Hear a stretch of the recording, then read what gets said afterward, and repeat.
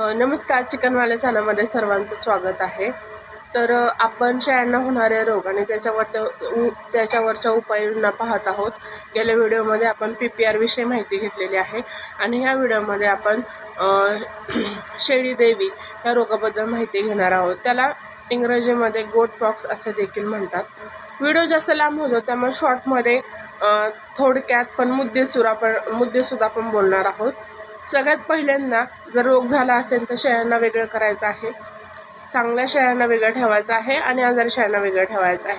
त्यांची जागा जी आहे राहण्याची ती एकदम स्वच्छ करायची आहे, स्वच्छ करून एकदम कोरडी करायची आहे। हा जो आजार आहे तो संसर्गजन्य आहे, त्यामुळे एका शेळीला झाला की लगेच दुसऱ्या शेळीला पकडतो। दुसरं, त्याच्यामध्ये पॉक्सवॅक्स नावाची जी लस आहे ती त्यांना द्यायची आहे, सगळ्यांना द्यायची आहे। ज्या शेळ्यांना झाले आहे त्यांना पण द्यायची आहे, ज्यांना नाही झाले त्यांना पण द्यायचं आहे। तिसरं म्हणजे त्यांच्याकडे त्यांना मल्टीविटॅमिन्स द्यायचे आहेत।